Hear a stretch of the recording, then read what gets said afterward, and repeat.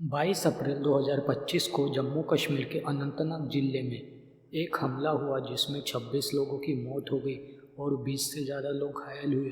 यह मामला 2019 के पुलवामा हमले के बाद इसी तरह का सबसे घातक हमला माना जाता रहा है। हमलावरों ने पर्यटकों को निशाना बनाया, खासकर हिंदू पर्यटकों को, और उनकी धार्मिक पहचान पूछकर गोलीबारी की। इस हमले ने पूरे देश को हिलाकर रख दिया। आइए इस घटना की पूरी कहानी हिंदी में समझते हैं। हमले की शुरुआत कहाँ हुई देखिए। मंगलवार की दोपहर करीब 2:30 बजे बैसरन घाटी में पर्यटक अपनी छुट्टियों का आनंद ले रहे थे।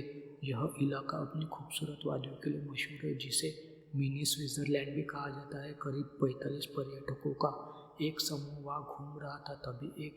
तभी 6 आतंकी, जिनके पास M4 कार्बाइन और AK-47 जैसी घातक राइफलें थी, अचानक जंगल से निकले। उन्होंने पर्यटकों से उनका धर्म पूछा और हिंदुओं को चुन चुन कर निशाना बनाया गया।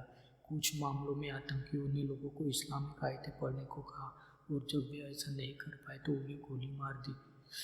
कानपुर के शुभम त्रिवेदी अपनी पत्नी के साथ हनीमून के लिए पहलगाम आए थे।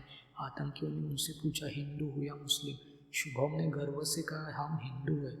इसके तुरंत बाद आतंकियों ने उनके सिर में गोली मार दी। उनकी पत्नी आशा ने बाद में सरकार से शुभम के लिए शहीद का दर्जा मांगा, क्योंकि उन्होंने अपनी जान देकर कई लोगों को बचाया। लेफ्टिनेंट विनय नरवाल, हरियाणा के करनाल के 26 साल के नौसेना लेफ्टिनेंट विनय अपनी शादी के 6 दिन बाद अपनी पत्नी हिमांशी के साथ पहलगाम आए थे।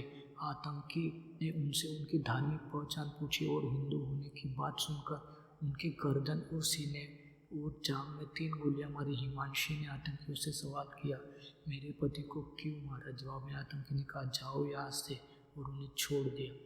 आदिल शाह, एक स्थानीय मुस्लिम युवक जो पर्यटकों को घोड़े किराए पर देता था, भी इस हमले में मारा गया बेचारा। इसके पिता हैदर शाह ने बताया कि दोपहर में उन्होंने आदिल को चावल लाने के लिए फ़ोन किया था, लेकिन बात नहीं हो पाई। परिवार को उम्मीद थी आदिल पर्यटकों के साथ व्यस्त होगा, लेकिन शाम को उनकी मौत की खबर आई। कुछ अराथी अपने पिता, माँ और 6 साल के जुड़वा बेटों के साथ बैसरन घाटी में थे। आतंकियों ने उनके 65 साल के पिता को गोली मार दी। अराथी ने अपने बच्चों को पकड़कर जंगल में भागकर उनकी जान बचाई। उन्होंने अपनी माँ से पिता की मौत की सच्चाई छिपाई और अजनबियों की मदद से सुरक्षित श्रीनगर पहुंची।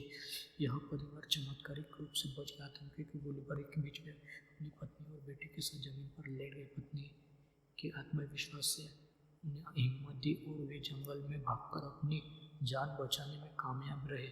जांच एजेंसियों ने इस हमले के लिए पाकिस्तान समर्थित आतंकी संगठन the Resistance Front TRP Lashkar-e-Taiba को जिम्मेदार ठहराया। खुफिया जानकारी के मुताबिक हमले का मास्टरमाइंड सैफुल्लाह कसूरी उर्फ खालिद, एक शीर्ष लश्कर कमांडर, और 2 पाकिस्तान अधिकृत कश्मीर के आतंकी थे। एक अन्य आतंकी आदिल वाघा, जो हमले का मुख्य आरोपी था, बॉर्डर पार करके पाकिस्तान गया।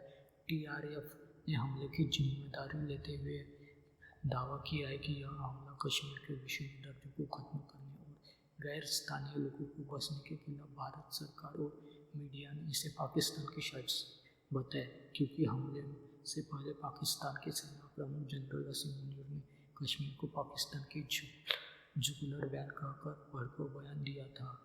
हमले के बाद कई पर्यटक पहलगाम छोड़कर लौट गए। स्थानीय लोगों ने, जिनकी आजीविका पर्यटन पर निर्भर है, बताया कि इस घटना ने उनकी उम्मीदों को तोड़ दिएगा। श्रीनगर, पुलवामा, शोपियां और अन्य कश्मीरी इलाकों में स्थानीय मुस्लिम समुदाय ने हमले के खिलाफ प्रदर्शन किए। उन्होंने इसे कश्मीरियत के खिलाफ बताया और पीड़ितों के साथ एकजुटता दिखाई। भारत ने हमले के 14 दिन बाद ऑपरेशन सिंदूर के तहत आतंकियों को निशाना बनाया। भारतीय सेना ने सर्जिकल स्ट्राइक और हवाई हमले के जरिए बदला लिया। इसके अलावा भारत ने पाकिस्तानी एयरलाइंस के लिए अपना हवाई क्षेत्र बंद कर दिया। भारत पाकिस्तान जल संधि को निलंबित कर दिया।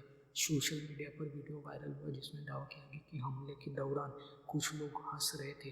फैक्ट चेक में पता चला कि इस वीडियो का पहलगाम हमले से कोई संबंध नहीं।